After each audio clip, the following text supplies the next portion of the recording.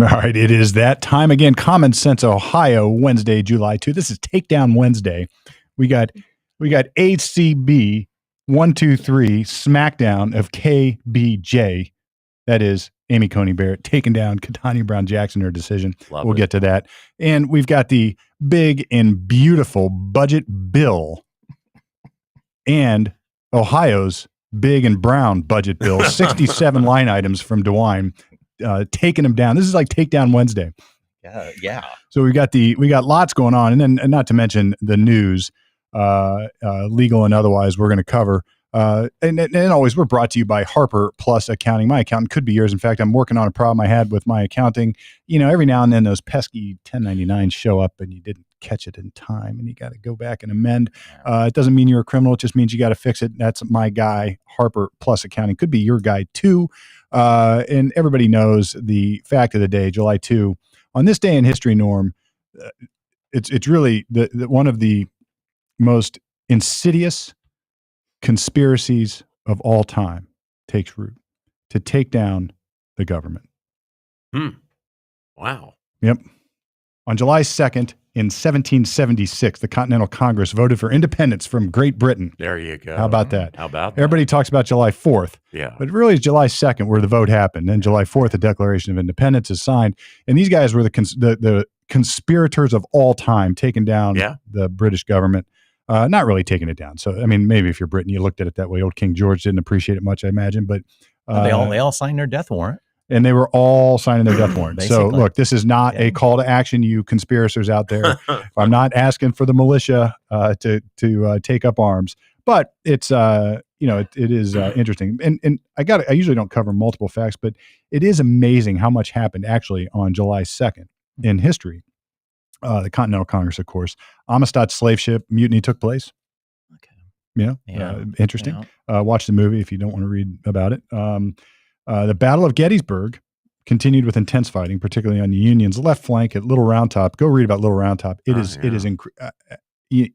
look, take a side, don't take a side. Read about American history. It's fascinating. The Salvation Army is founded. Garfield was shot. Amelia Earhart and her navigator were disappeared over the Pacific. LBJ signs the Civil Rights Act into law, ingraining financial burden on everybody. Yeah. Yeah, go read about it. There's a great book we've read called The Great Society. Yeah. North and South Vietnam officially reunited, and Jimmy Carter reinstated draft registration for 18-year-olds. So all that on July 2. Sometimes I look and I have to do some digging, but not this time. Wow. So anyway, July 4th weekend coming up.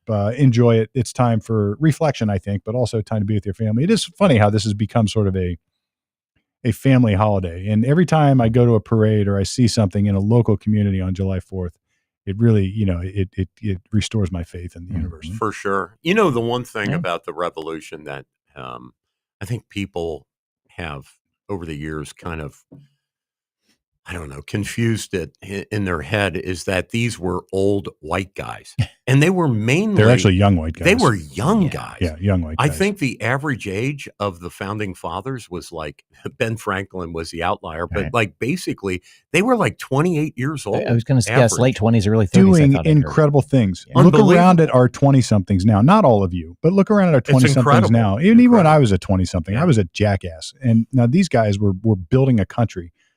Really, really amazing. And I guess we should also cover this. I mean, just to the extent we need to. There's this fallacy going around that our country was built on slavery, and these guys were all old white guys, slave owners who were just forming a country to enshrine slavery into. And it was totally the opposite. It was called the original sin by a lot of lefties. Yeah. And even Washington, Jefferson, those who held slaves all recognized it outwardly that this was a morally wrong institution that needed to end, and they were stuck in it. And could they have changed? I don't know, but what what could they have done at the time? I wasn't there. I wasn't at the Continental Congress voting for independence, but I do know this: the country wasn't founded on slavery. It was founded despite slavery. Yeah, and it wasn't long after. That states quickly started to abandon slavery and outlaw slavery, particularly some of the northern states. Absolutely. And I think long before England even did, we were getting rid of slavery. And there were so go research the real history, not this nonsense that you're taught. That brings up, and you mentioned England. That brings up another thing, that the founding fathers, generally young men, were also pretty much all from Great Britain, or their families were. So they were brought up in that culture to honor the king, honor the system of hereditary power, coming down from a given family. And just think of the incredible intellectual, progressivism, I guess you would say, for them to go from, one person deciding everything to a system where we elect people and there is a consensus, there's a majority vote, and that's how we govern. Yeah. I mean, that is, they studied the likes change. of Locke, Hobbes, the Greeks, they and where would you get did that? Their homework. Exactly. Where would you get that idea? It was fresh. I mean, I know they were influenced by Indian tribal councils and the ancient Greeks and some of that, but it had never been done in the way that it was done in America. It is, if you read some biographies of gentlemen that lived in that era, their schooling was totally different than what we have right now. Yes. I mean, it was stand up and defend a thought for a couple of hours. Sounds like law school, right? To a certain degree. And these guys were smart. Classical education. It is really, a classical really Socratic education. Yeah. Right. Interesting. And also the change of the Industrial Revolution changed a lot of what was going on at that time too. Yeah. I mean, I think what was coming. Slavery was in the right parts of the country, was on its way out. They could just see, hey, I can have a machine do this. Right. And it can run 20 and it can run 24/7. And that helped. Shortly after the Civil War, the cotton gin came into common use, and that economically rendered slavery like way too expensive. Exactly. Exactly. Yeah, it's fascinating. Thank goodness. Those factors came into play. Exactly. And I think it reflects a humanity. And I'm not shy about my faith either. It reflects my vision of humanity, which is we are all capable of good and bad. We all have it in us. Oh yeah. And it's how it plays out. And there's this internal conflict of all of us. And to say and to judge somebody only by the bad thing that they did or were part of is such a shame on you. It's like let he without sin cast the first stone. And go if you wonder where that came from, it came from Christ, right? So, and it's in so it is such a short-sighted, simplified, politicized, nonsensical view to say that all these guys are wrong about everything they did because they were also slave owners. Right. It just defies all reason and logic. And if you think that you'd be different, then, great, you're better. But I mean, a great example of why these various statues and monuments were torn down in a very short-sighted burst of insanity. You take somebody like General Ulysses Grant, who went on to be president, but during when he was poor, his father-in-law gave him a slave to live with, on his little farm.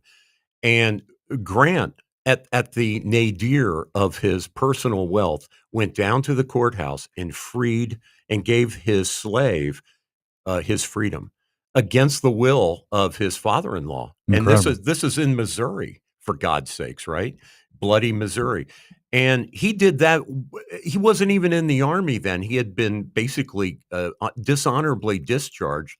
And then after that, friends encouraged him to command a local unit. And he went on to be the chief, the top commander for President Lincoln of Union forces to free the slaves. Right. And yet they tear his statue down. Yeah, it just is. I mean, are they mad? This was a beautiful example of somebody who had incredible values. Now, the flip side is I have no problem studying both sides of history.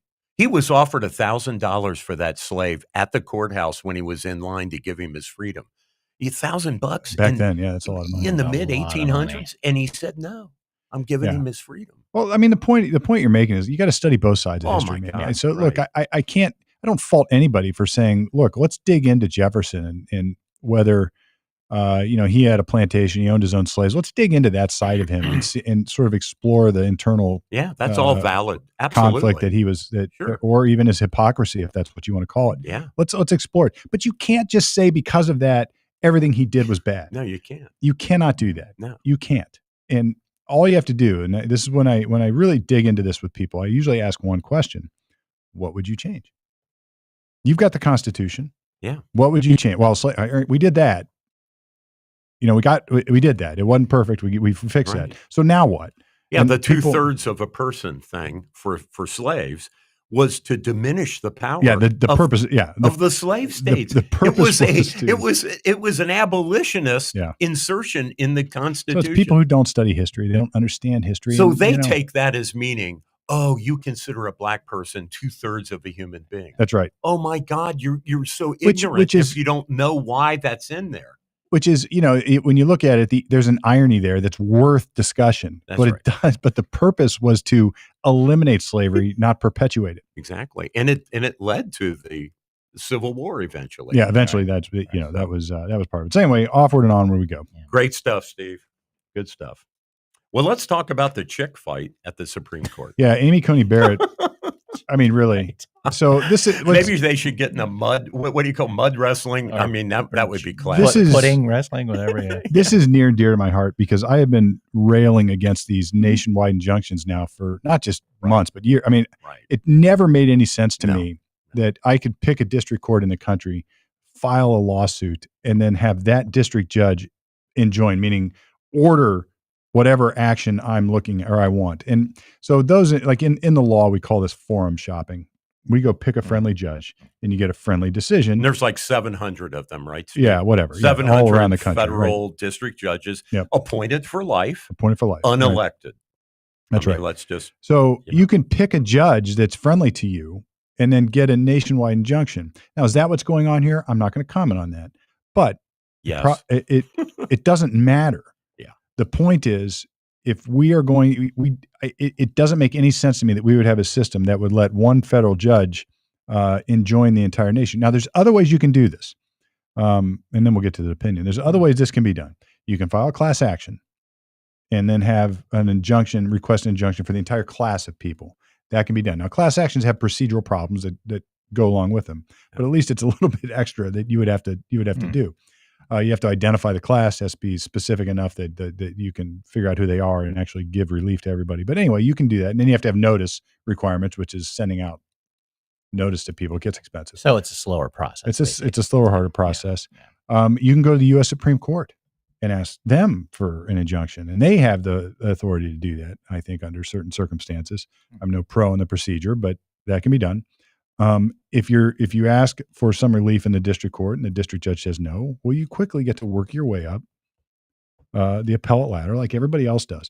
But what's happened recently is these injunctions have been used as a weapon, or if you're on the other side, they call it a shield against Trump's executive actions. Yeah. Fair enough. You don't like the executive actions, go challenge it, file a lawsuit. I love it. Let's air this crap out. Let's get it up to the courts. Let's have a discussion.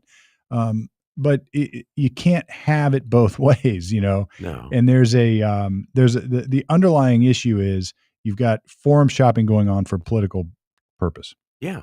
And even those with whom I disagree intensely, friends of mine in the legal field, we almost always have found common ground that these national injunctions are just bad. Yeah.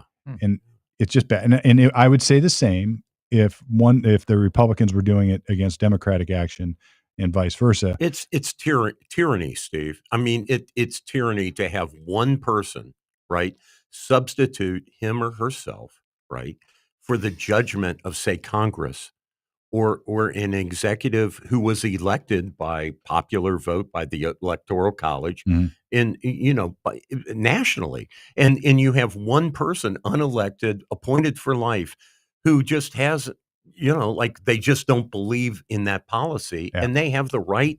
No, that's not legit. And that's tyranny. This is not to say this wasn't a decision on the merits of birthright citizenship. Absolutely. We're far from that yet. Far from that. But as one learned scholar said, it just can't be right that one district judge can stop a nationwide policy in its tracks. Justice Elena Kagan, 2022. Right. Right. Who takes the opposite position here. When Big Joe was president. When Big Joe was president. So look, it shows you some of the hypocrisy that you get involved in with politics. And your point is, Steve, like she flipped. She was part of the 3 people out of the 9 that was in the minority on this position, and so she changed her position without any discernible difference in the rationale. It's just because she didn't like this particular outcome. Right. I don't know how else to put it. And Ketanji Jackson Brown was even crazier in her opinion. Well, we should at least read the ACB 123 takedown. Yeah. We will not dwell on Justice Jackson's argument, which is at odds with more than 2 centuries worth of precedent, not to mention the Constitution. 2 centuries. Not to mention the Constitution itself. We only observe this. Justice Jackson decries an imperial executive while embracing an imperial judiciary. It's a power, and that last sentence is the most insightful. They're equal branches. The Supreme Court is not supposed to be the referee for the country any more than the president or Congress. They're equal. And I think it also in this opinion, ACB suggests maybe that Jackson go read Marbury versus Madison, which if anybody's gone to law school knows that I mean, that's an insult of the highest order. It's almost the first case you read. Yes, right. That's the first. It's the first case you read in constitutional law. It's like it really is a slap in the face. It really is. So look, I don't know what this says about Amy Coney Barrett, other than she feels pretty strongly about this issue, and how she got the nod to write the decision and et cetera. But again, it doesn't say anything necessarily about whether birthright citizenship will be upheld or not. In fact, I think there's going to be some conservatives that are disappointed in the U.S. Supreme Court's ultimate decision on this. Oh, for sure. Yeah. And I what I think should happen, what I think will happen, and somewhere in the middle, the two shall meet. We've got some precedent there that's not going to go well for us. I don't say us, those who oppose birthright citizenship, because I don't necessarily oppose it in all situations. I think there's a meandering road here. And you know what? I was thinking on the way in. If there's any court that's not bound by precedent, it's the Supreme Court. I mean, they can blow precedent out of the water. They can. They don't often like Brown versus Board. I mean, they blew away, all of the. It usually happens, though, only in situations where the court has gotten over its skis on something and started to be an activist court and legislate. That's right. And speaking of legislate, I got to thinking on the way in here. Congress could create a court, and this is the suggestion I had to one of my buddies. Congress could create a court. Let it sit in D.C. Let it be comprised of a mix of judges. Yeah, where one would go for a nationwide injunction, and then create a direct appellate process up to the Supremes as quickly as you can. Yeah, I like it. So, because look, the idea of injunctions isn't a bad one. You have this idea if there's an action that takes place that if it takes effect right away, it can cause irreparable harm. Well, let's just suppose a president said, despite the Second Amendment, I want the ATF to go out, knock on all the doors, get a list of your firearms, and then I want them to confiscate anything, I don't know, that has a capacity of over 8 rounds or something like that, right? Somebody's going to go challenge that right away. We need a way to challenge that or validate it one way or the other. Right. Quickly. So you can file a class action naming all firearms owners as the class participants, and you could might even be a manageable class. I don't know. You could go right to the U.S. Supremes, or you could go to the injunction court, I'll call it, in D.C. Or somewhere. And I agree. Look, I'm making this up as I go, so I'm sure you legal scholars out there will Steve, have comment on it. I want one other field of review for that court, and that would be any kind of elections or campaign violations. Because we've seen in the past, like take Arizona, for example, where it's a fait accompli by the time it gets to a court to decide it. The governor or the senator or the congressman's been in office for 6 months. Like we need a way to resolve and audit elections quickly. Yeah, no, I agree with that. And this might be the same kind of court. And the question is, how do you comprise the court and try to make it fair to both sides? Because if what's happening is both sides are using courts for political purposes. Yeah, that's right. And if the idea here is to eliminate that as an incentive. Yeah. And so if they were comprised of appointees from, I don't know how you define it. That's for you, Congress, to go to actually do something other than negotiate a big, beautiful bill and go. Let's figure out some law on this. Well, up until President Obama, it was understood between Republicans and Democrats, for example, that when you appointed a name for the Supreme Court, nobody ever asked them behind the scenes and expected an answer if they did ask about their opinion on Roe. Like it was just understood that you don't ask that question. Because you want that judge to make the decision based on the Constitution. So or on precedent if you're on the other side of that case. And so nobody ever asked that. But you are so right, Steve. Ever since, I would say President Obama is where the bright line is. Every president, Trump, Obama, everybody has politicized. Biden, they've all politicized.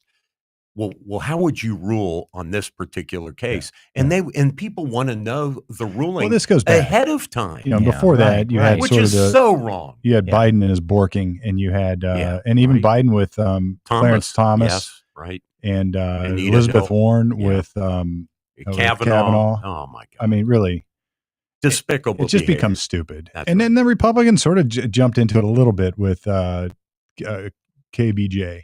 And it wasn't a personal morality takedown. Marsha Blackburn asked her, "What's a woman?" Yeah. And she said, "I'm not a biologist. I'm not a biologist." It's just, but it's a trap question. It's a trap question because KBJ knows if she's going to toe the line, she can't answer that question the way the conservatives want her to do it. So the conservatives asked the question. But it does expose the nonsensical stuff that's going on. Even England's top court decided in 2024 there were only two genders, male and female. I mean, look, even England. I want to talk about the other case too, and then we'll move on to the big and beautiful stuff. But Brett, we were talking off the air here a little bit about the second case the second, but another case the U.S. Supreme Court decided on pornography, and it has to do with whether there can be a click-through screen to verify you're 18 years old if the website is a third pornography or something. Yeah, it applies to all websites that contain content that is 1/3 or more sexually suggestive in nature and harmful to children. And this was a Texas law, I think. Yes. So what happens is procedurally, it's important to note, it's not just the Supreme Court saying this is the law. It is a law in Texas that somebody challenged. So Texas passes a law that says if your site is 1/3 or more pornography, which is everybody knows really difficult to defend, but when you see it. Then it has to have a click-through. I'm 18 and I'm not a child.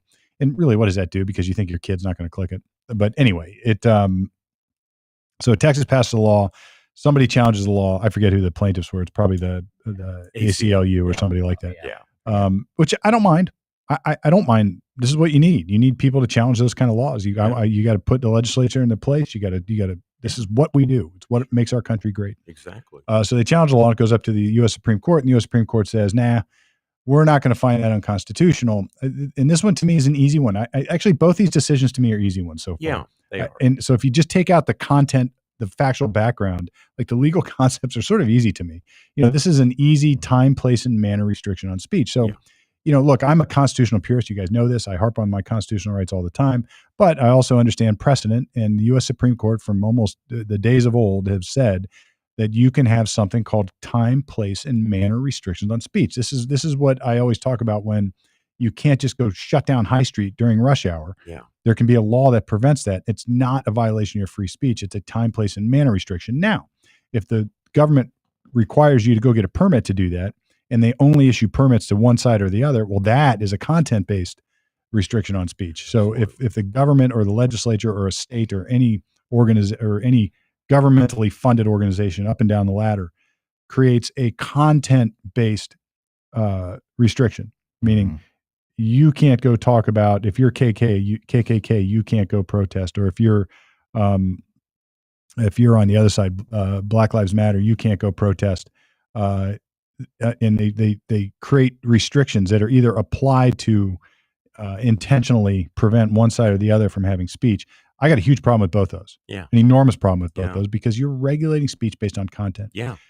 But if you say, look, pornography is protected speech, but we're just going to put a time, place, and manner restriction on it, an age restriction on it, it's not as burdensome on speech than content-based restriction. Yeah. Correct. Now- yeah. And what the Texas, the decision, they're concerned about the term harmful to children, quote Yeah. unquote, meaning that it could be debatable It's because vague. because Yep. of the according to the measure, the term could cover any sexually suggestive material, including romance novels and R-rated movies.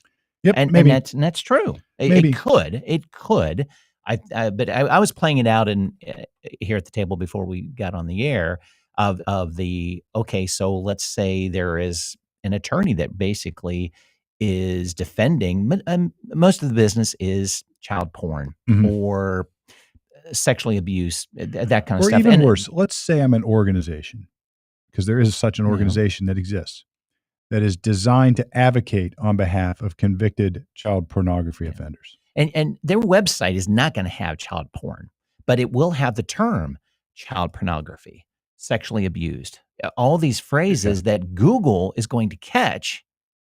Does that prohibit So them let's from create a scenario. It's a law school scenario. Can Yeah. Congress then, or can a local government then pass a law requiring a pass-through on those types of sites based on this decision? And the answer is maybe. Yeah, and the pass through, when you have to click on I'm over, I'm under, is a hindrance to SEO for Google. Yeah, and It that, is. that I think you're building right. as building your business. I searched it up and it is. Yeah. So that in itself is prohibiting you from growing your business to help defend those that have been charged Yep. with child abuse or pornography or whatever your law firm is, and as the example. Yep. And this is different. There's a different scenario. There's two scenarios. One would be some sort of legislative branch passes a law that would go a little bit further, and then a little bit further yet after that, and a little Right. bit further. This is incrementalism. And as a result of that, I've defended plenty of child pornography cases. Call me what you will. It's my job. It's what I do. Among other cases, not my only type of case, but I defend people accused of crimes. And among the crimes I've defended are child pornography cases. Doesn't mean I like it. Doesn't mean I agree with it.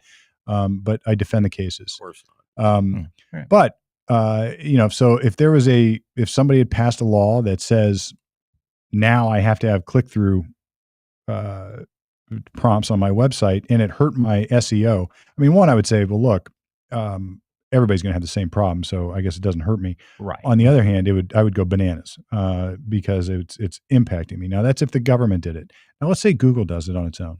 Mm-hmm. And Google Google throttles our content here all the time. All the time. All the time, because they Right. don't like the content of it. And But- probably will, because we're talking about this subject. and this is the difference Yeah. between government action versus private action. And then it got really blurry in the last decade or so about government pressure on private entities like Google to take action. So when the government forces or pressures or encourages, sort of like hazing in a fraternity. Oh, they didn't make us do it, but they highly encourage it. It's like, no, they're making you do it.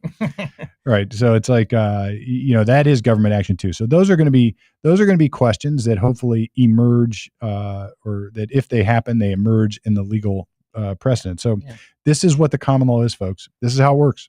You have a decision, and the decision, then people push the bounds of that decision. And then there's another decision, and people push the bounds of that. And maybe at some point the court strikes back like they did with ACB and say, look, enough's enough. We're not doing it. Or sometimes they reverse their field completely. Just go read about a stitch in time saves nine, where all of a sudden the Commerce Clause let Roosevelt do whatever he wanted to do after he threatened to pack the court. So there's all sorts of reasons courts have reversed their field. But this is how legal precedent works. It's a slow evolving glacial process. And for the record, I agree with the decision. I just play it out to extremes. Yep. To see where it's going. Like there's interesting arguments to be made in this decision. Like as a lawyer, I start to think, all right, you're right. There's some vague language in there. Like what really does that mean? What is offensive to children? Could that be like? That pornography has always been a hard one. Yeah. Especially when the phrase of I know it when I see it. Yeah. I can't define it, but I know it because it's true. That changes generation to generation. That was Potter Stewart. Yeah. Old Potter Stewart knows it when he sees it because on some level, it is the most. It is the least descriptive yet most perfect definition of pornography. It is, exactly. Because it's so true. We all know it when we see it. We're like, oh. And I tell you, folks, I've seen the worst of the worst. I've seen it. And it is nothing you ever want to see. Yeah. I've had to see it professionally, and it is awful. Yeah. There's no more vile thing than exploiting children. It's awful. There's not. Right. There's not. So look, maybe, and one more sort of, I'll throw a lifeline to the other side here that raised this challenge. It doesn't mean that the people challenging this law agree with child pornography. Now, maybe they do on some weird guttural level that I don't know about in their conscience. Who knows? But just because you challenge the law and the government's ability to enact a law doesn't mean you agree with the actual premise of child pornography. So don't take it too far the other way either. Right. And the group is called Free Speech Coalition, and they've done. I don't know them personally. I don't know what they've done, but it's free speech. Yeah, that's two of the three words in their the Second Amendment phrase. Folks do the same thing. So just beware. The Second Amendment folks do the same thing. Any restrictions on guns are going to go fight it because they're fighting incrementalism. Right. So look, sure. I'm not saying I agree with one side or another. I'm just saying just because you challenge a law that has a time, place, and manner restriction on free speech doesn't mean you're a bad person that supports child pornography. Now, if you are a person that supports child pornography, I got a big problem with that. Right. So that's a different story. Yeah. Right. Anyway. Yeah. Norm, I've said my piece. Yeah. So I just think this, what was officially called in the House, the big, beautiful bill.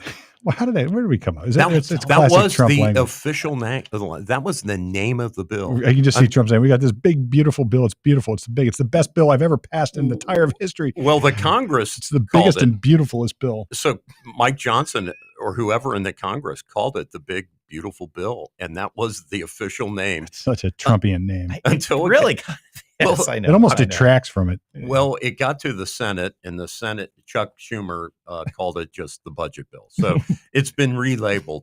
So, but for purposes here, we'll call it the BBB because we all know what we're talking about here. So the Senate needed J.D. Vance to advance the bill. I think the vote was 51-50. Yeah. And so now it goes back to the House. And there are a number of inconsistencies because the Senate either took things out or added things in that are not contained in the House bill. So now they need to, have this committee or they ping pong it back and forth. They could do a committee, and that's what I think they will do. It may be informal, but people on the phone just, hey, if you take that out, then I'll put this in, et cetera. And then both sides will vote for it. So something is going to pass because I think it's done, right? It's all over but the shouting. It's all over but the shouting. But there were some interesting changes that the Senate made that really are ticking off the freedom or, caucus or the more conservative budgeteers in the House. For example, if the House put in a requirement that if you're going to receive welfare, essentially certain kinds of welfare, that you had to work for it, like you had a work requirement. You couldn't just lay on the sofa and get a check and it comes in every month. That you would have to do something, pick up trash or go counsel people. If you're able. Yeah, right. So that's the key, right? So they took that out. The Senate took that out. That's too mean, to require that. But there are systems in play to receive a check that you have to go get training anyway to get a job. That's interesting. Well, we're talking about work, not education. No. But I'm saying work training to get yourself to a job. I think there are systems. I think there are systems in play. I think you're right to help, but it's all nonsense. But it's nonsense. It's nonsense. No, it's theater. All these things are theater. It's theater. Yeah, exactly. Come on. Yeah, and there are systems in place. I think what you're saying is there's systems in place anyway, but and we're not fighting those systems. Like, why are we fighting this system? Right. And then, to me, all this stuff just means more bureaucracy. So if you're going to create another restriction on getting this stuff, you're going to end up spending more to hire another 5 million people to go implement. That's probably an exaggeration. 100,000 people to go implement it. The government just gets bigger either way. We were sold a bill of goods. One of the very first things that Trump did was he picked up on an Obama existing office and he relabeled it Doge. Mm-hmm. And we went through, and this is why Elon and Rand Paul are so pissed off, is because we went through this 3 or 4 month thing where they identified all kinds of waste, corruption, and abuse, right? And very little of that is contained in the BBB. Mm-hmm. So people are ticked off. And what the House had put in, for example, migrant remittances, back to places like India with their H-1B, over 1 million Indians are here on H-1B. And they're basically, it's white collar jobs. It's engineers, it's, draftsmen, it's architects, it's professionals. Mm-hmm. And it's $32 billion that Indians, nationals here in the United States, are remitting back to India, to their relatives or to their, to their bank accounts or whatever, back to India, not keeping the money in the U.S. And of course, they have to pay some Social Security. And India has been lobbying to reduce the amount of Social Security that H-1Bers pay. And so the House had a 3.5% remittance tax on this $32 billion, just to take India as an example. Of course, Mexico's huge too. And, I'm sure Canada's big, but 3.5% on your remittances back to your home country. The Senate reduced it to 0 if you use bank transfers. Otherwise, it's 1%. So I guess if you go down to the local ripoff place with your paycheck, they can. It's now 1%. In the House had proposed 3.5, and the idea is to make it more expensive to hire H-1B people rather than Americans. Because there's this old saw. Well, Americans won't do that work. Well, Americans will do work if it pays better. Well, this is the thing, right? This is the market. Yes. The market. The Americans will do. The market will adjust to whatever labor costs there are. That's right. To meet the labor needs. That's right. And if you can get around it, with illegals like Purdue meat processing, black market labor. They had all these illegals making $5 an hour, right? Completely off the books, and they're making your sausage and your hot dogs, and it's so wrong. It's so wrong. Right. And when you say Americans won't do that work, well, they'll not do at it. That price. They'll do it for maybe $20 an hour, but not $5. And this is why you don't need minimum wage laws. So it's like, it is so. The market just has to adjust, and guess what? The price of goods may go up. The price of goods may go down as a result of this. But the market will fix itself. So, are we sending U.S. aid to India? I'm sure we are in some way. Okay, so you said how many billions of dollars going? $32 billion is remitted back by Indians working in the U.S. So we can maybe reduce the aid to India because we know those billions of dollars are going back there anyway. Right? I'm sure there's military. That would make way too much sense. They're making money here to send back home, and they're going to assume a lot of these HB1s are probably from poor families. It just shows you, beautiful. What I'm saying is, we're sending money back to India. We're talking white collar jobs, man. Like you're missing what he's saying. What I'm saying is these kids that are here earning money and sending money back home to India. They're not kids, but go ahead. Well, adults, whatever. So, engineers, right? College so graduates. Their families in India, we don't know their status there. They could be poor. They could be. Who knows? There's poor Americans. India's getting money, right? Well, but what I'm saying is, then we could cut off U.S. aid to India because of all the billions of dollars. That is U.S. aid. That is U.S. aid. Yeah. I'm sorry. This is the problem with these bills because I'm saying. They are not consistent. Does that make sense? No, it doesn't. Oh, because the aid could be things like military assistance. Well, it could. Right? You've got Pakistan next to India with a nuclear bomb, right? Yeah. And India has a nuclear bomb, and Trump just settled the dispute in the Kashmir. I guess the aid I'm looking at is food, the basics, not military. What are we aid. sending? So what you're saying is this: it is if we never do this. we never look at things in the big picture. And I think some of this is what Trump is trying to do. It's what Doge was trying to do. Is look at this as a big picture and say, look, here's what's going on with India, or here's what's going on with any other country. We're sending all this money through USAID or whatever it is to do whatever. And at the same time, we're doing this over here. The two are really sort of maybe doing the same thing. Maybe they're not, or maybe they're incongruent to begin with. Yeah. Nobody's looking at this as one big global thing and fixing it. Instead, they're plucking out these little political buzzwords or buzz topics and then trying to solve it. This is political theater. Well, I consider this to be like bread and butter on the table. So you had under Biden, Disney employees being fired and being told you have to train your H-1B immigrant to do your old job. That actually happened with Disney. Okay. So imagine you're living in Orlando, maybe you're making $150,000 a year, and they bring in somebody from a foreign country making $75,000, and you have to train them, during the pendency, during your parachute period before you're discharged from your job at Disney. I mean, that's comprehensively wrong. I mean, that's wrong on every level. It certainly is. And it's just Disney or, Purdue or, Tyson Foods or whoever it is undercutting American, standards of labor in order to bring in cheap, to undercut them. And I don't know why a country would do that. Right. The other bigger picture thing I'm seeing, like Musk has criticized the big beautiful bill, and I hear him reading a headline that do this at your own peril. You Republicans, you're going to lose your primaries.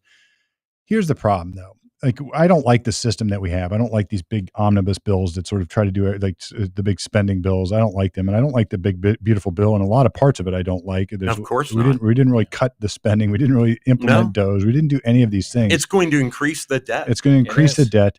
But it's better than the alternative, and we've got to move forward with something. So it's like there's these conflicting problems. Like, we don't get it our way. Like, you never get it completely your way. And this is why our country operates the way our country operates. We have representatives from different parts of the world or different parts of the country that have different interests. And, so the opposite is also true, I could say to Musk, is like, be careful if you don't vote for it, because you may get primary back home, or if you vote against it, because, whatever it is, it can go both ways. True. Because your people, your supporters back home may have a different interest than what your vision of the world is. Absolutely. And this is the representative form of government we have. A good example of what you say is the Senate reduced the SALT deductions that the House had put in there to benefit New York State, California, Illinois, places that have high local taxes, right? They gave them, in the House version of the BBB, they gave them a much higher deduction off their federal income tax, which is really a federal subsidy of these big states. That's right. So and the Senate reduced it. So now you got all these big blue state, where there are Republicans like Elise Stefanik in New York, right? So she was one of the people that wanted New Yorkers to get that big deduction because it's so expensive to live in New York State and the city. So she's upset, right? Yep. And threatening not to vote for the BBB. Yep. And look, you're going to get that. You're going to get that. But had the BBB not passed, or if it doesn't pass, it's catastrophic. Oh, because we're going to get a 68% tax increase. We are cruising towards the glacier or the iceberg. The Trump income tax cuts that he made in his first term are expiring. So look, you can't get everything your way. There's a compromise. That's this government. That's how it works. It's imperfect. What it is. And the reason it's the reason it needs to be this way is because you don't want one side doing everything it wants to do all at once. Right. And another good example to your point, Steve, is things that have nothing to do with a budget were also stripped out by the Senate. Like Ted Cruz wanted this, and I don't know if it's a good idea or bad, but it just doesn't have anything to do with money. But he wanted the federal government to be the regulator, sole regulator of AI policy. Yeah. And the Senate took that out. So now all 50 states get to have their own separate AI policies. And his bill his attachment to the BBB was for 10 years. He wanted the federal government to set the tone, the limits, et cetera. and they And threw that out. That's not a budget It's item. not a budget item. It's pork. Well, they took it out. Yeah, they Yeah. took it out. Well, it's not even pork. It had no money attached to it. Yeah, it just is. You're You're right. legislating Right. through the It's just- budget. It's just a little. It's a leech. Because, like you said, we don't know much about it. So let's flush this out as legislation, not put it in a damn budget bill. Well, they did, and they took it out. They took it out. You know what I mean? Well, but your point is that Yeah. requires its own separate debate, Well, that's what the parliamentarian in not the Senate watered said. down by the budget debate at the Slip same it in. time. Yeah. To your This is point, what Congress is hell? supposed to do. That's right. They stick a bunch of stuff, and Right. Ohio does the same thing. Yeah. Yeah. right. So I mean, look, what we can talk. Let's talk about Ohio. too, Yeah. So Ohio has a $60 billion biennial budget.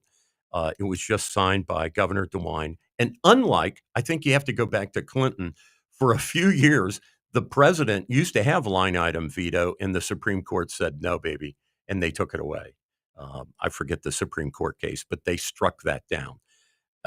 In Ohio, in our Constitution, we made it a constitutional power of our governor to have a line item veto. And so Governor DeWine exercised that 67 times in this budget He's bill. going out big. It's his So- last bill he gets to touch. So yeah. he took out a lot of stuff. the Supreme Court struck down the Line Item Veto Act of 1996 in the case of Clinton versus City of New York. Just for those scholars. So for a couple of years there, Clinton was knocking out pork, or what he viewed as pork out of the budget bill. And some people thought, I think Gingrich was in favor of that. Like it was a bipartisan, we want the POTUS to have this power, but we're going to need a constitutional amendment clearly on the federal level, like we have in the state, to give the president that power. So the court emphasized the separation of powers, and it relied on the presentment clause. Interesting stuff. You're a constitutional scholar. So anyway, go ahead. What they took, so some of the things they did, the big things that they did, we came up with a flat tax in Ohio of 2.75% for all Ohioans in all bracket levels. And of course, there's a minimum, like really poor people won't pay any. But for people that meet the required adjusted gross income, it's 2.75% for all Ohioans. It used to be, I think, 3.25% for anybody over $100,000 adjusted gross income. That's gone now. Right. All Ohioans are on the same page. So flat tax. The other big thing is, which Brett and I talked about last week, was the unclaimed funds in Ohio, which is almost $4 billion. They're going to take 600 million of that.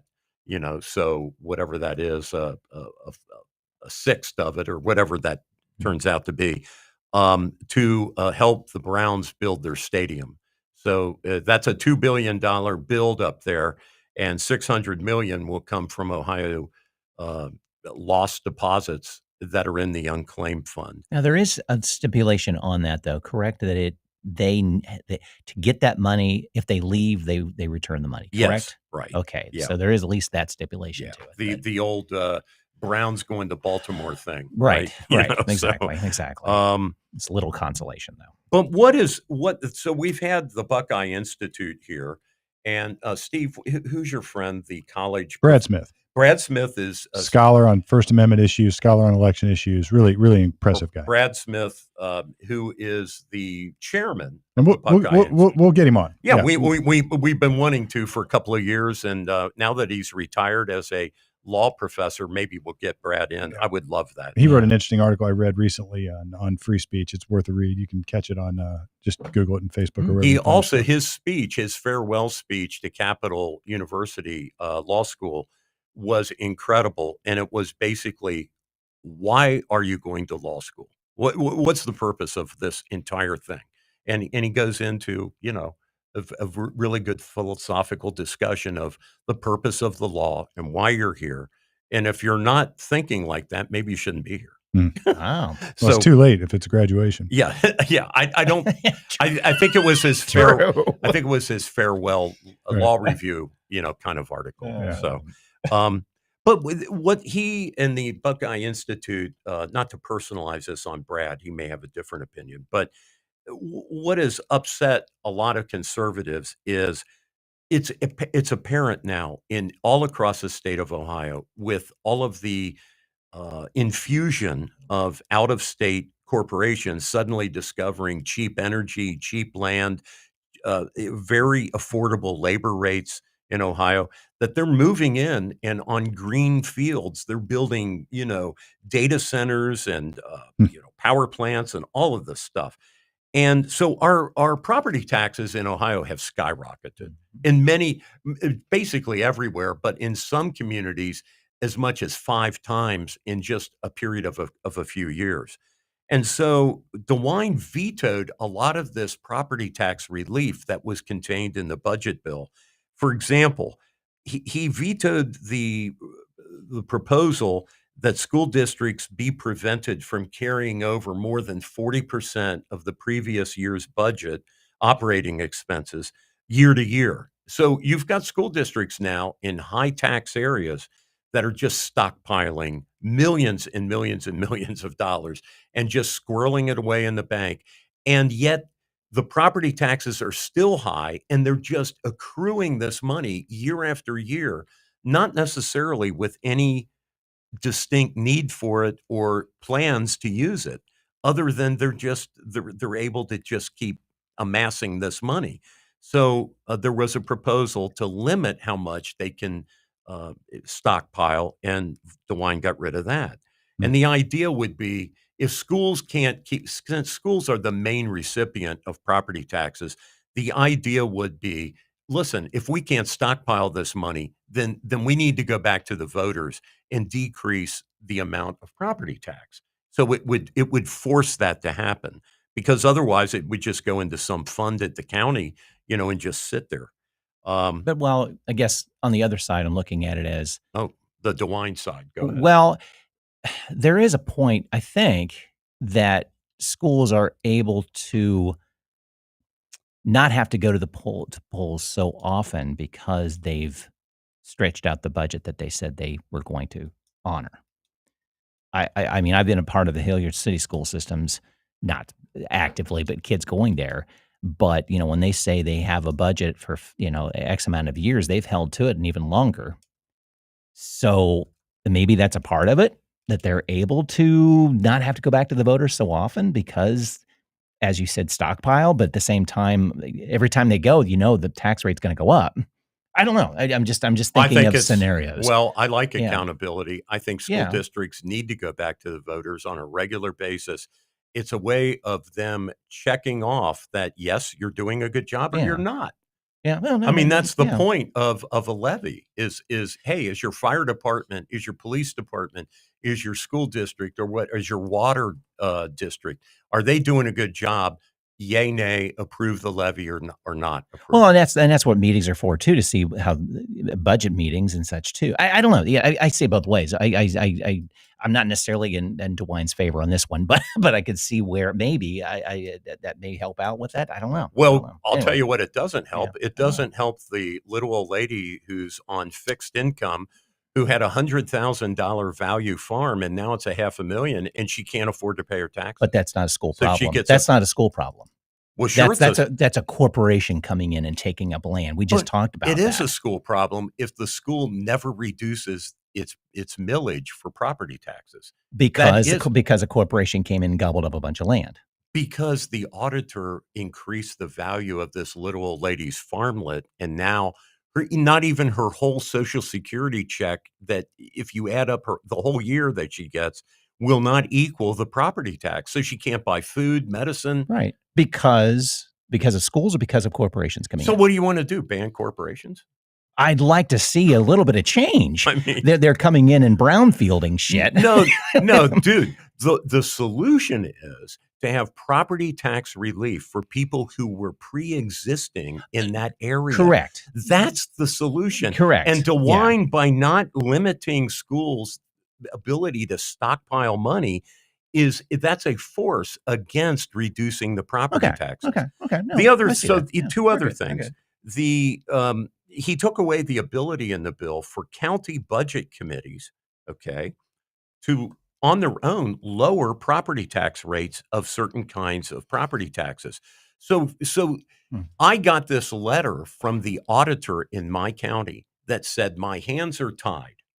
I'm sorry that you're so this went out to every property owner in Mhm. Licking County. A letter that said, "Our hands are tied. We know your property taxes are way high now because your values went crazy, but we can't do anything about it. Write your state representative." So one of the solutions was to give counties the right to reduce property taxes outside of the electoral process if they exceeded the needs of these local organizations like water, Mhm. fire, police, sheriffs, you know, and they have an excess, of funding that they don't require, then they're just gonna spend it. They like, instead of the sheriff saying, "Hey, 45 deputies can do my county," if he's getting money to do 90, he's gonna go hire 90. He's going to get 90 exactly. And then the taxpayers are stuck with Yeah, this. yeah, So, the yeah, third yeah. thing Hmm. was he was making the third thing that DeWine vetoed was coordinating the total between income taxes, where school districts have an income tax, with their fixed sum property taxes, so that became out of control because in some districts you have them not only getting property taxes at an egregious rate now, but also they're getting an income tax. And again, the schools in some cases are getting way more money than they actually need or even asked for. And there's no means now of reducing that. So Hmm. so Brett, the context is we have a bunch of pissed off Ohioans that are bringing a constitutional amendment next year to the ballot to get rid of property taxes in Ohio, like Mhm. get rid of it all. Now, what will that do to schools? So this little bit of relief that was in this budget bill was meant to head off that Hmm. the OK Corral. Well, Mhm. the OK Corral's now coming, according to Coming. Buckeye Institute. You just took away property tax relief, Governor DeWine, and so you handed the gun to the anti-taxation people who are Mhm. going to now try to stick in the Constitution no property tax. Hmm.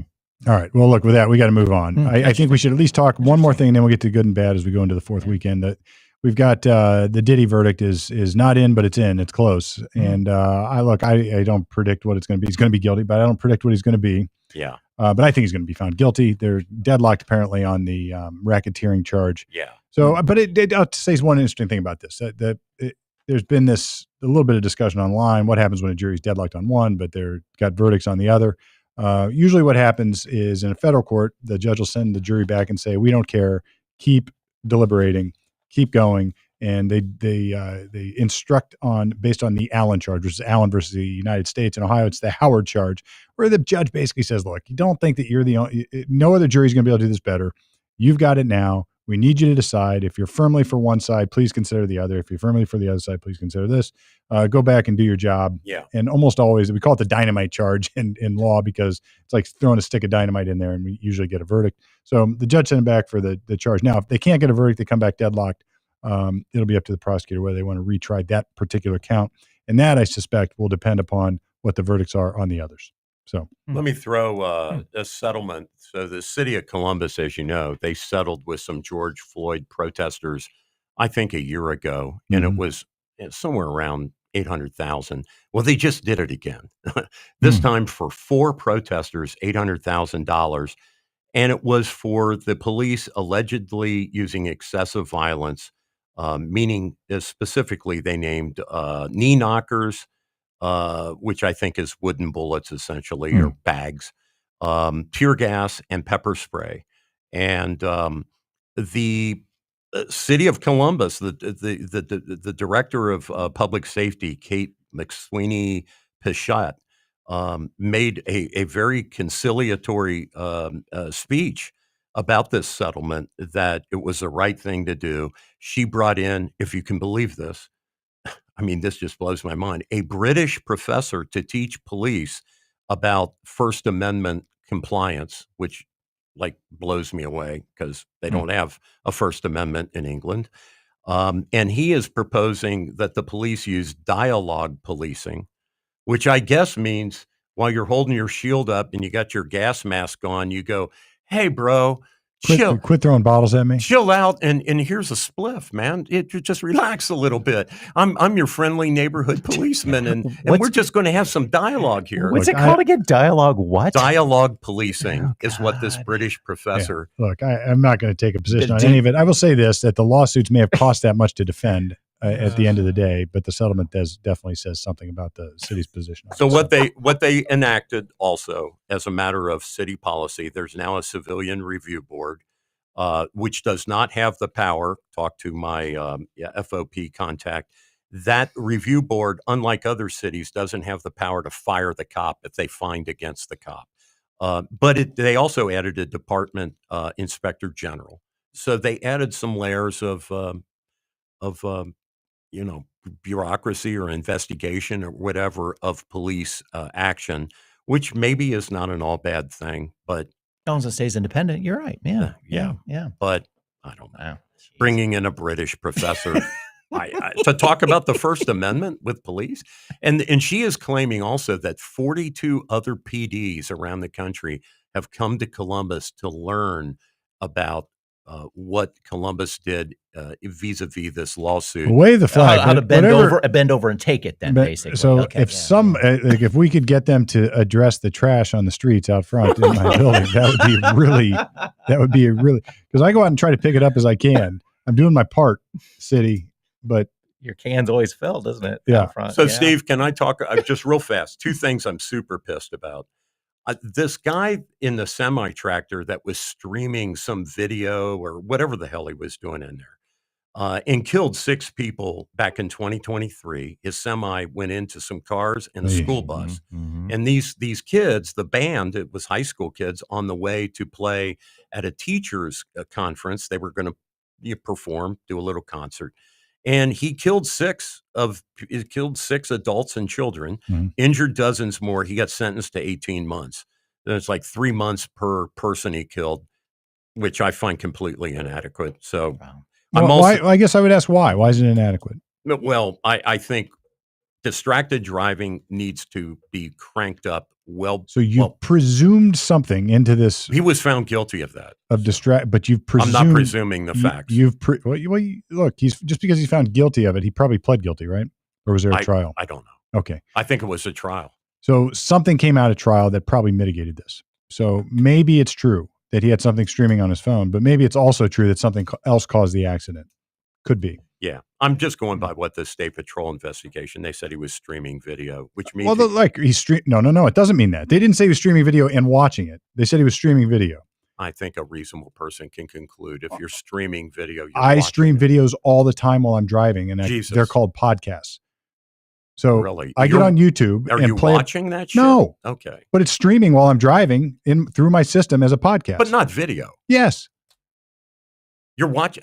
You mean videos being displayed in your video car? Can be displayed on my phone. Okay. While it's streaming. Okay. Yeah. And I'm listening to it. Yeah. I find that okay. I'm not trying to piss you off. off. So if somebody's listening to this live, Norm, it is a streaming video, but they don't have to be watching it.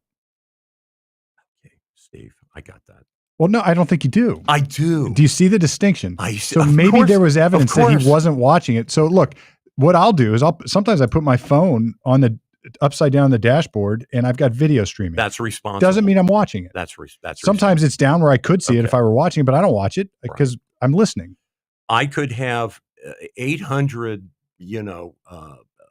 child porn tapes in the back seat of my car and have never watched one. That's different. That's a crime to possess child porn. Yeah, but I'm just saying. So it might also be a crime to stream, but if it didn't cause the accident, yes, and the accident was caused by something else, okay, then you could get a sentence that reflects, all right, so he was doing this and that's a problem. In fact, if that's the case, the sentence is too harsh. So look, there's things that go into the outcomes of these cases. Okay, that's fair. The facts they're presented in a way that presumes the worst scenario, and then they offset that with a really light sentence. And I'm thinking, all right, well, what else is going on that caused a light sentence? That's because if you're a truck driver and you kill 6 kids and you did something really bad to kill 6 kids, you're going to get whacked. I don't care where you are. So he did absolutely no braking. Okay. That's one of the facts, which would tend, I think, to be a salient factor. Maybe. In a conclusion that he's watching the All shit I can say is of I would driving. want to know more. Okay. I'd want to know more. Nobody but God and that truck driver knows what he was Not watching. necessarily, because there's black boxes in the truck. It can talk about how fast he's going. There could have been another cause of the accident. Maybe he fell asleep. That's right. Yeah. Okay. Yeah. The other thing that's really pissed me off is this Luigi Mangione guy, right? Who lords over the entire system of healthcare, saying how righteous it is to take out executives, which he did on camera. How righteous it is to kill people for your own moral cause. And then he pleads not guilty. Well, that doesn't bother me, but keep going. Bothers me. Everybody pleads not guilty. It doesn't mean he's not going to change his plea, but you like, it would be really weird for a judge to even accept a guilty plea at the arraignment. It doesn't happen. Right. But it would be a sensational event. I don't know, man. So, some people are, evidently he's very proud of his revolutionary solutions. Murdering people. I'm not then justifying his murder. I would be like this in court. I killed that guy. If I were representing him, and I would, if he paid me to do this, I would first plead not guilty. Of course. And it doesn't mean there's no moral statement there. What you're really saying is, give me the evidence that you're going to use to prove your case. And what's going on there? I think it's a death penalty case too. So you would have to plead not guilty, or just say, all right, kill me. Well, that's his solution, isn't it? Well, yeah, I got people. It, but you can't expect this. No, I don't expect. Let's take it to another case. I'm going to go do an arraignment this afternoon. Yeah. And if I went to our standard arraignments here in Franklin, I'm making this up because I'm actually not doing an arraignment this afternoon, but they're on Wednesday. So I could actually go do an arraignment this afternoon. Yeah. My client would be indicted on, say, 1 count of felonious assault. And say my client is guilty as the day is long from a factual standpoint. I understand. And I went and I appeared in front of the magistrate in the Franklin County Court of Common Pleas, and I said, Judge, guilty. It would stop the clock. Of course. Everybody would look at me like, what are you doing? And in fact, if a guy did that without a lawyer, the judge probably wouldn't even take the plea. I'm not talking about people who get offended by not guilty pleas at arraignment. It's misplaced. It doesn't mean he's not going to plead guilty later, but it's normal procedure. I understand that. I understand that. I find him to be a worm and a coward. Oh, I do too. Oh yeah. And if you live by the sword, you can die by the sword. Look, he's going to be convicted. Yeah. Most certainly convicted. Like this Kohlberger guy in Idaho, right? He does this plea deal for a life, sentence instead of being shot at a firing squad for killing those 3 college kids. And, I find that despicable too, because the prosecution has all the evidence on this guy. I think there was a little bit, there might've been some wiggle room in Kohlberger, but look, they could have convicted him. Yeah, that's right. And shot him. Well, I mean, he sliced up 3 young people. I got you. I hate to laugh at the whole scenario, but it just seems crazy that we still have a firing squad. But anyway, it's a humane way of putting something down. I don't have any fault with that. I might even choose it if it were my choice. That's right. That's true. That's right. But the government reaches plea agreements for all sorts of reasons. And I understand. I can't fault it. Sometimes I can, sometimes I can't, but I can't fault them without knowing more. I'm just saying I don't like it. Man. Yeah. So, So my winner and loser is Elon Musk. All right. Winner and all in one. Yep. Oh, okay. Because winner because he and Rand Paul are, and this Massey guy in Kentucky, they are 100% correct that our debt is out of control and we need to do actual cuts, as opposed to Washington talk about cuts in the rise of, like it's a cut in the rate of the increase in the budget is called a cut. We actually need to cut. We need to cut the budget, but they're losers in the sense that America is never going to have a big boy, big girl conversation with itself about this. As soon as you say cut any kind of program, the other side will start yelling about little old ladies being tossed off cliffs in their wheelchairs, right? And so there's no rationality brought to the discussion. And I think maybe the only way we're ever going to cut is if the economy grows at something like 4% a year and we overcome our debt by the government taking in huge amounts of tariffs, huge amounts of income tax receipts and fees and all other kinds of remunerations. But I don't think we're ever going to do anything about sadly, that's not a priority to pay it down. That's right. It's not. It's not. If they see money coming in, they're going to pork it out somewhere. And our children are going to have this massive burden at some point. It's Cows gonna- always come home to, or I the mean- chickens always come home to roost. Yeah. The cows always come home, whatever the Yeah. saying is. they're Yeah. going to have 75% income tax rate or something to pay back China Yeah. for all these loans. Yeah, exactly. Good and bad, Brett? Yeah. The bad, us spending money on the Browns. I was hoping that was not going to happen. Yeah, I even with the stipulation of like, well, they have to stay in the state. It's just moronic. And I chuckle. I just love this little tit for tat that Elon and Trump is doing on social. Yeah, they go back and forth. Elon was chuckling. He was really deceived. I think so. And talk about look at his time. Going, what a waste of my freaking time. That I and did the all this value stuff. of his company. Value my company, and That's you right. guys don't even pay attention to That's what I found out. Right back to good old normal. Good That's on right. all, and he probably should have. He probably, But it there's wasn't the a waste. deception of it. But it wasn't a waste because it turned on the lights for a lot of Americans. It did. But I agree. those in power, it didn't, Not because gonna they're doing change the same damn thing. It's like over, the you end know, of a movie. It's like, wow, here we are, right back to the beginning. This Yeah, is a Exactly. porculus, just like Obama's porculus. Oh. That's what this is. All right. So my bad, I guess to the extent it's a bad or maybe a perplexity, is that New York City is about to elect a communist Oh my to God. govern their city. Wild. Jesus, I mean, Mom Dami, he's just a communist. flat out. Like he's talking about taking over the means of production. He's talking about he wants to tax white rich people, white At a rich higher- people at a higher rate. level, right? Based on your race. Right, based on your race, he's going to start operating the grocery stores. I mean, like And buying up tenements Buying and up tenements, apartments and the townhouses. rent restrictions, the whole 9 yards. I mean, look, anybody who's ever traveled over to the Soviet bloc in some of those countries when they were doing that. I got to spend some time in Estonia, and you could, like, there was a distinct part of town, and I was like, what's going on over there? I was pretty young. I was in my late teens. And, my dad just said, oh yeah, that's where the Soviets built their housing. It's like these concrete, I mean, Yeah. it's shit. It's shit. It's shit. Right. And New York City is a beautiful city. Yeah. With all sorts of great culture, all sorts of cool stuff. The center of capitalism. The center of capitalism. And he's going to turn it into a communist Is he utopia. reflecting the majority sentiment going on, though? I Do you think think? He got 33%, something like They that. have- they have this That's kind of a weird- big number, they though. have this isn't it? weird I mean, sort of because they're stacked split up. split stack voting, whatever they call Yeah, it. But I mean, Right. are those problems he's addressing a problem that he's reflecting? I think he just has a good look. The communist, Heart. the socialist message always sounds good to like the young people. Millennials. Yeah, He's promising free everything. free everything, right? Everything's free. reduce rent. I mean, Right. that hits it's a pocketbook, And it issue. always results in Yeah. the opposite of what they promise. Always. right? But he's Right. entering into a contractual relationship between two private parties. Like the rent's going to be whatever the rent is, and it's controlled there Give anyway. me the Right. authority to control the world, and I'll do it the best for you. Right? right. Give me Right. all the power to take everybody else's stuff, distribute it the way I see fit, and create this utopian existence. I want to see him. Perfect sense. I want to see him send his kulaks, down to the New York fish market. Right. And to the mafia controlled, or at least Italian, groceries and fruit and vegetable markets. I want to see him go down there and socialize that and say, no, you're going to close up your stand, and we, the city of New York, are going to sell groceries. Everybody's now. leaving. Good luck, dude. Everybody's leaving.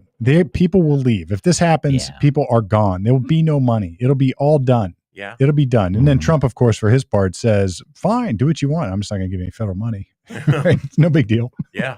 Right. So they're done. It just is. It's insane. Wow. It can't play out. If it does play out, it's sort of like if they vote for it, they get it good and hard is what they're going to get. So Yeah. anyway, that's my bad. My good is I had a chance for the first time to go to a UFC fight. I did it in Vegas. Took my son for his send-off party. He's going to go to the Army. I saw the UFC fights. I'm not a huge fanboy for the UFC. I watch every now and then when it's on, but my son and his buddies watch it.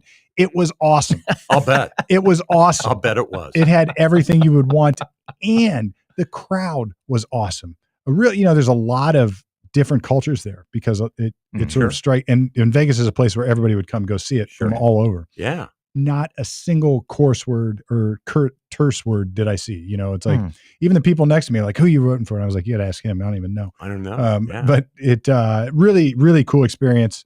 Got to see it all live. Are they in one of those octagon in things? not a cage with a top, but an octagon. Wow. Beating the crap out of each other. Wow. 2 awesome, like dead cold stone knockout unconscious. Wow. I got to watch in person. Really cool experience. So anyway, that was my thing. And Vegas is Vegas. Take it for what you want. Yeah, right. That is so cool. So, all right, July 2, 2025. Just think what was going on in 1776. They were voting right now for our freedom, these scoundrel conspirators. But don't do that now. Go enjoy your weekend with your family. What are we? Ohio, Common Sense Ohio, off the record, right from the middle. Till now.